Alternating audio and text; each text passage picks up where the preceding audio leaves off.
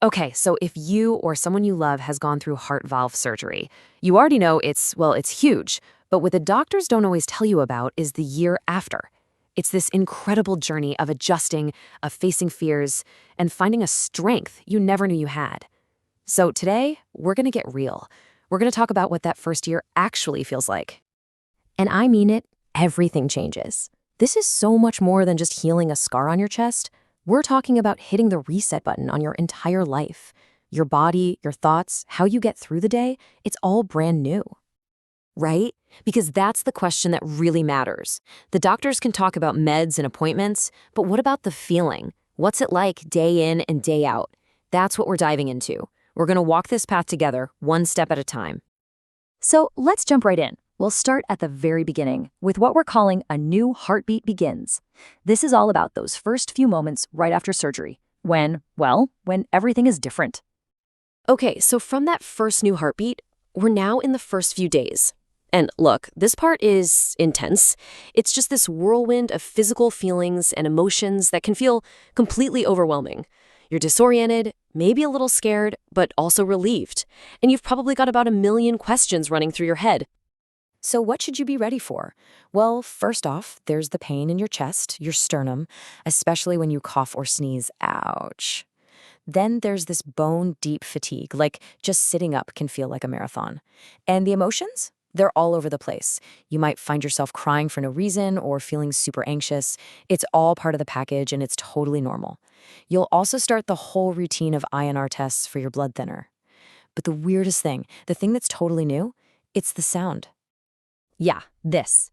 That little metallic ticking sound in your chest, it's your new mechanical valve. Just letting you know it's there. And at first, it can be really, really strange. This constant, audible rhythm is now a part of you, and getting used to it is a huge step. And this is so important to hear. It is absolutely 100% normal to feel fragile. Physically, mentally, all of it. Your body just went through something massive, and your brain is trying to catch up. Feeling fragile isn't weakness, not at all. It's actually a sign that you're starting to heal. Let me take just a few seconds to say that, if you'd like to support my project, you can offer me a symbolic coffee on Ko-Fi. You'll find the link below in the description. You can also check out my book, where I've gathered many experiences and useful tips. Every gesture means a lot to me and truly helps me keep this channel and the whole project going. And if you haven't done it yet, I invite you to subscribe to the channel, turn on the notification bell, and visit my website or blog for more content. Thank you from the bottom of my heart. Okay, so once the initial storm of those first few days passes, you move into a new phase. We're calling this one adjusting to a new rhythm. Think of this as the settling in period for the first few months. It's really all about trying to find your feet again in this totally new world. So just to give you a quick roadmap of the year, here's what it looks like. We've just talked about the aftermath of those first days. Now we're in that 1 to 3 month adjustment window. After this, we'll get into what it's like returning to life. And then finally, how you find your balance in that second half of the year. And this settling phase is where the real work begins. You've got frequent blood tests to get your meds just right. You're trying to make peace with that ticking noise. You're figuring out what you can and can't eat, especially with vitamin K. You're starting cardiac rehab. And yeah, you might be dealing with anxiety or just can't sleep. It's a lot. You know, this is a really interesting and kind of tough part of the journey. Around 3 to 6 months in, on the outside, you might look great. People see you up and about and think, oh, they're fully recovered. But on the inside, you might be feeling like, I am doing this, but man, it is hard. And that gap between how you look and how you feel can be super isolating. Which is why you need to hear this, loud and clear. You don't have to prove anything to anybody.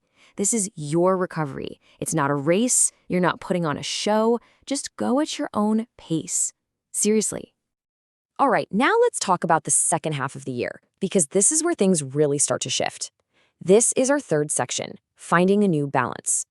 The shock is wearing off, and now it's all about making this new reality a normal, sustainable part of your life. And something really amazing starts to happen around now. The ticking sound, it stops being the enemy. It's no longer this strange, scary noise. It just becomes part of you. It's a sound of reassurance, a constant reminder that you're alive and your heart is working. It becomes your sound. This is where you start to see some real wins.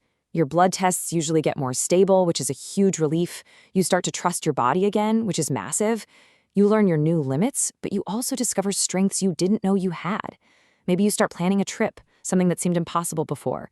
And a lot of people get this urge to share what they've been through, to help someone else who's just starting out. Of course, this whole thing isn't just about the physical recovery.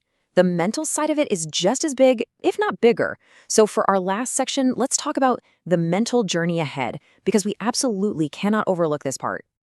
I think this is the question that haunts almost everyone who goes through this. Will I ever be the same again? And the honest answer is no, you won't be. You'll be different. But different doesn't mean worse.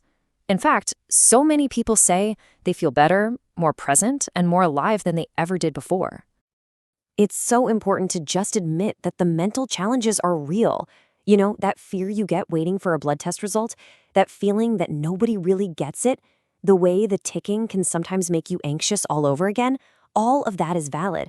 And so is that search for why. Why did this happen to me? It's a deep need to make sense of it all. So what can you actually do to help yourself? Well, think of this as your self-care toolkit. First, try keeping a diary to get those thoughts out. Stick with your therapy plan. It's your safety net. Get up and move every single day, even if it's just a short walk. Seriously, it helps. Make time to just breathe, slow down. And maybe the most powerful tool of all, connect with other patients. Talk to people who just know. When it comes down to it, here's the thing I really want you to remember. You are not just your operated heart. That's a part of your story, for sure, but it is not the whole story. You are a whole person with a whole life waiting for you. Because that's what this journey does. It transforms you. You don't just get back to where you were before. You come out the other side stronger, more aware of your body, and honestly more alive. You appreciate things in a way you just couldn't before. So let's end with this. You don't have to rush. You don't have to be perfect. You just need to take one step at a time. Whatever that step looks like for you, it's your journey.